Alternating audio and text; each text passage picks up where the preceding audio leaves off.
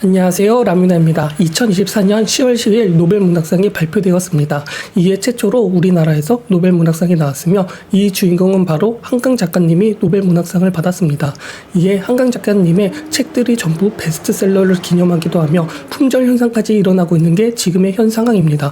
또한 한강 작가님이 노벨문학상을 받았다는 이유로 불과 며칠이 지나지도 않았지만 독서 열풍이 불기 시작하였고, 한강 작가님의 책을 읽고자 많은 사람들이 책을 구매하고자 노력을 하고 있기도 합니다. 이러한 좋은 영향을 끼치고 있는 가운데 한강 작가님의 책들이 대부분 역사 왜곡을 했다면서 좋지 않은 시선을 받고 있기도 하며, 한국의 여성 혐오에 대하여 외신들도 보도를 하면서 논란의 불씨를 지피고 있기도 합니다. 이런 현상 속 한강 작가님의 대표적인 책, 우리에게 가장 쉽게 접했던 책, 채식주의자는 어떤 내용이길래 한강이라는 작가를 수면 위에 올렸고 역사를 왜곡하고 있다는 말까지 나오고 있는지 한번 알아보도록 하겠습니다. 그렇다고 채식주의자 때문에 노벨문학상을 받은 것은 아니고, 노벨문학상을 받은 책은 무엇인지 비공개로 어떤 책인지는 알 수 없습니다. 하지만 우리는 이미 한강 작가라는 작가를 채식주의자를 통해 알고 있었기 때문에 이 책이 한강이라는 작가를 수면 위에 올린 것은 맞기에 대표적인 책이 채식주의자가 되었습니다. 그 외에도 많은 책을 집필하셨고, 2023년 프랑스 메디치 외국 문학상으로 작별하지 않는다라는 책이 수상을 받은 내역이 있으며, 2024년에도 에밀 김의 아시아 문학상을 작별하지 않는다로 수상을 하였으니 참고 부탁드리겠습니다. 그렇다면 채식주의자의 내용은 무엇일까요? 채식주의자라는 책은 세 개의 중편으로 이어진 연작소설로 영애가 주인공으로 나오지만, 영애의 관점에서 영애 자신을 보는 것이 아니라 영애의 남편, 형부, 언니의 시점으로 내용을 이어가게 됩니다.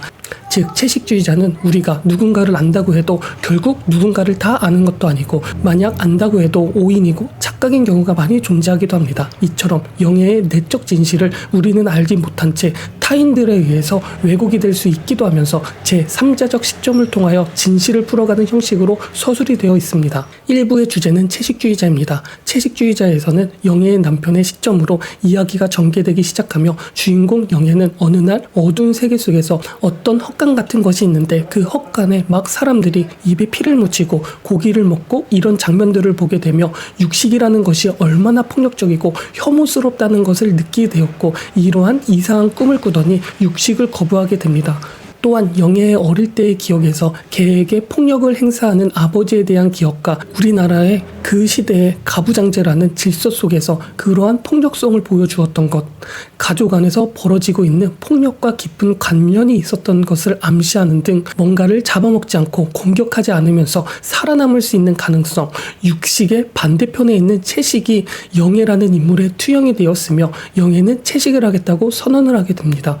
그렇게 갑자기 채식주의자가 된 영예는 가족들과 갈등을 겪게 되고 점점 자신만의 세계로 빠져들게 되어버립니다. 이게 1편의 이야기입니다.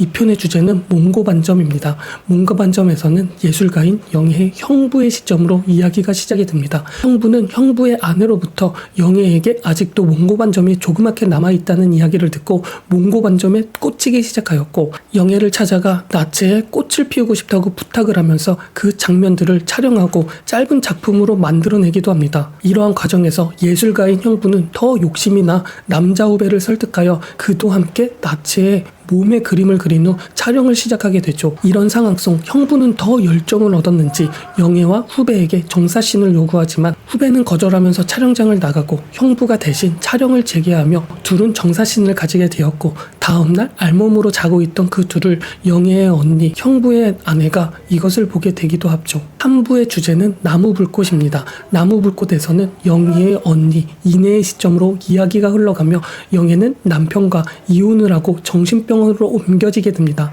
정신병원에서 영예는 점점 더 음식을 거부하기도 하면서 영양실조로 죽기 직전까지 가기도 합니다. 언니는 그에 대해서 이런 것들을 보면서 자책감을 느끼기도, 연민을 느끼기도 하죠.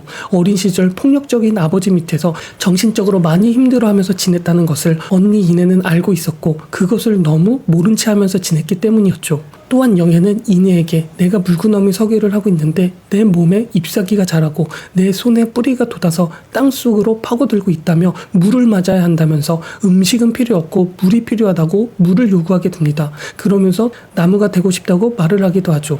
즉, 폭력성에 대한 거절을 채식으로 표현을 하고 있으며, 이 채식이 결국 극단적인 저항을 뜻하기도 하는 말이었습니다.